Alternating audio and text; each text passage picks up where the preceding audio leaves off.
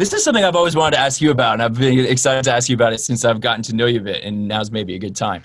Because I heard you on a podcast a while back when you were first campaigning for president, and you were talking about universal basic income, but then you were also saying, like, and you could, don't let me put words in your mouth, you could express this better than I could, but you were talking about like having other programs and structures to support kind of productivity and like community-driven collaborative efforts, whether it's in art or in other fields, that were not necessarily driven by a commercial market, but were driven by other modes of. Oh yeah, yeah. You know, I'm so interested in how that works, because I don't know that commerce is the only way to drive art.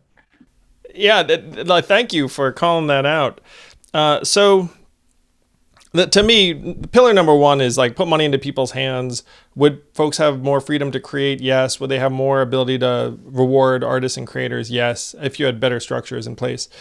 But there's like this whole set of activities that has been eroding for years and decades in the United States of America that I think most of us agree are like pretty positive stuff that the market just is not going to love. And one thing that, like, you know, I use as an example when I travel is like local papers, local newspapers. Local newspapers are getting wiped out. Like, 1,000 local papers gone. And democracy does not function as well if you don't have local papers. So let's say even if we had more money in a community, sure, some more local papers would survive, but maybe you decide that local journalism is good regardless of whether or not like the advertising makes money or, you know, like the subscriptions. And so if you start looking at some things that maybe we can agree are positive, which I would definitely put art in this category, I'd put local journalism in this category, I'd put volunteering for a civic organization in this category. And so volunteerism is down. Like pretty much anything where like there's something that you regard as positive in the community has been declining by the numbers for years. And so there's like this whole suite of activities where I don't think any of us necessarily wants to get quote unquote paid for everything. It's like, hey, if I, volunteer for the nonprofit, like nonprofit pay me. It's like there has to be like some sort of activity you do that's like non-monetary, but also something that we want to reward or reinforce. And so my idea was essentially you create like a parallel economy around this other set of activities that we could use another currency for, or time. And it was based on something called time banking, where in the 60s, RFK's speechwriter was trying to figure out how to help poor communities become more socially connected. And what they came up with was something called time banking, where if I babysit your kids, then you get me back by hauling like logs off my lawn. And we essentially just trade like units of time with each other. And so you could introduce like a different currency or time units into this other set of activities that we know we need more of, but you don't want to pay people for because it's like a little messed up. And so, and I would certainly put art in this category, where if someone produces public art, then they would get, this other currency reward, or other people get them back in various ways. It'd be a way to try and stitch together social interactions, and also you could disclose it publicly in a way that you don't money. So if I'm like, hey, I made $1,000, like I'm an asshole if I'm like waving around like my $1,000 like above my head. Right. But if I got these like 1,000 social points or whatever you call them, then you could actually broadcast it in a way that everyone finds perfectly socially acceptable. Right. And then you could even give those social points to someone else. And then they could use it for various things. So that was like the thinking around like that, like you need something non-monetary for certain activities that you want to help see more of. Can I ask you more about how that will work? I know you haven't like fleshed it out entirely, so this is maybe just a totally hypothetical situation, but I just find that so fascinating. I want to ask you more about, like, so in the case of an artist, say, because that's obviously what's close to my heart and experience.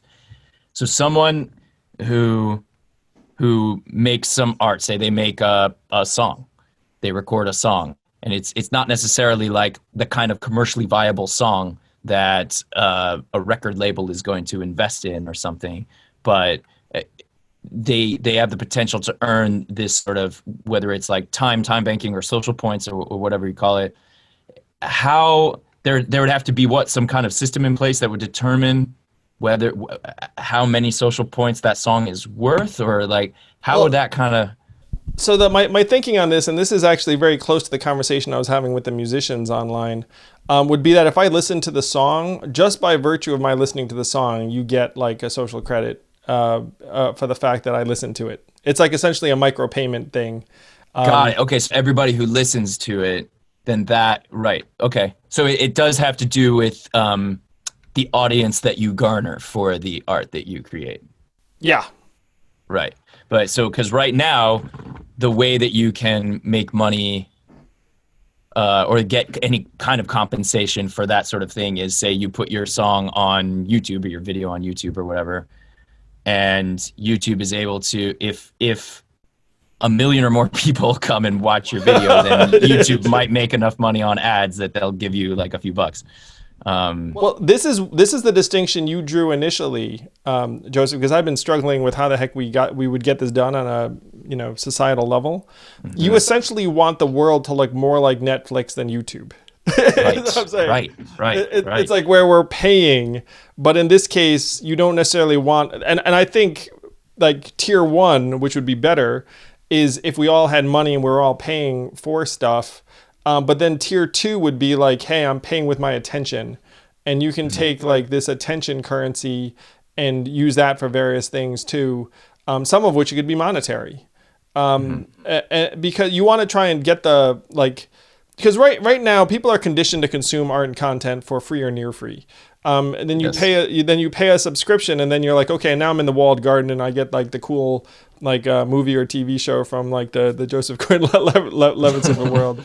And so what you want to do is you want to create like closer to that walled garden dynamic out there, like where if you pay attention to something, then the creator is getting rewarded, and it doesn't necessitate my whipping out my credit card. Right. Because someone has spent their time on your art. So if it were time banking, it would be that kind of thing. Yeah. Yes. And so like the time actually has value. And then if people have elected to spend their time on your art, then you actually like build up this time currency that you could trade for dollars. Like, there could be like an exchange rate essentially. Right. So, and in order for that to happen, it would have to be kind of top down, right? Like the government would have to say, okay, the government is just like the government does with dollars. Like dollars is a top down thing. The government says, we, the United States government, are deciding that U.S. dollars are valuable, right? And so you're saying that like the government would have to say, we're also saying now that time is valuable, and here is a like government built structure, like institution for how we can exchange time currency. So here's where it gets interesting. That time banking is in effect right now in hundreds of communities around the country. Like that, they're just doing it informally. They have some ledger. They like keep track of it. And there are also some apps, like there's one called Seva Exchange. They have Karma Points. There are different things where they're starting to try and monitor this.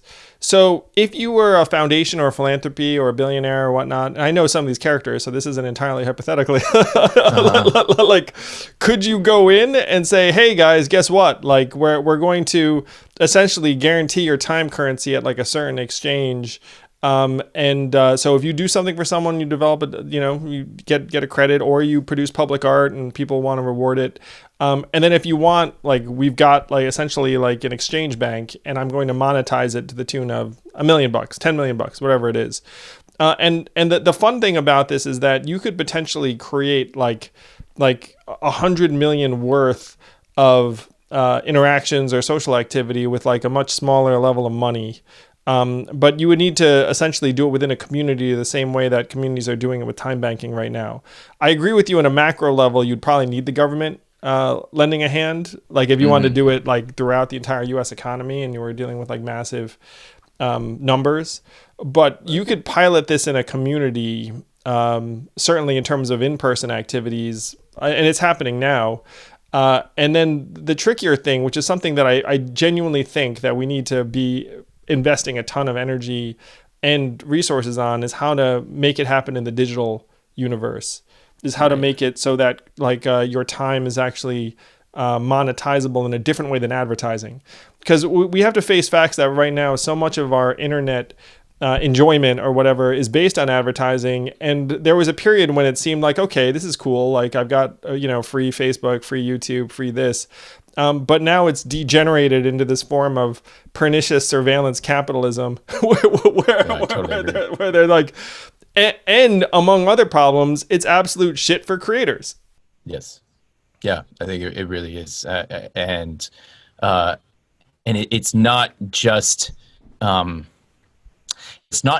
the ads, it's what comes with the ads. Like you mentioned the difference between like a Netflix and a YouTube. And again, I'm saying again, there's lots of great stuff on YouTube. I love YouTube. I look at YouTube all the time and I find amazing things that I never would have been able to find anywhere else. Like YouTube's incredible. But there is a difference between what YouTube will recommend versus what Netflix will recommend, because there's a difference between how they're monetizing the viewers. That Netflix is trying to serve viewers something that's so good and meaningful to them that they're willing to pay out of their pocket for it. Whereas YouTube is trying to serve up things that are just going to like catch your attention and keep your attention. And it doesn't have to be so profound or meaningful that you would pay money for it. It doesn't have to be that. It just has to kind of catch you enough to keep your attention. And those are two different offerings that are a result of those two different models. And I think, like, as an artist, I'm much more interested in making art, not that's just going to catch someone's attention and kind of like hook them and keep their attention. I'm interested in making stuff that's going to be really meaningful to somebody, that they're going to think about afterwards. It's going to like, they're going to remember and feel. You create different work based upon one goal and the other. Yes. The other thing is that if you do succeed in catching someone's attention, even for like X minutes, and then afterwards you're like, okay, like what did I get? Like as the creator, I mean, right now, in many cases it's next to nothing or nothing. And then that doesn't create like an ecosystem that enables that artist to like do something else, reinvest, like pay themselves, have healthcare, whatever, like the, like whatever the basics that we'd expect anyone who's working, creatively to have. Thank you for listening in. I hope you enjoyed this conversation. If you did, please do subscribe to Yang Speaks and click on notifications so we can let you know every time we have a new episode.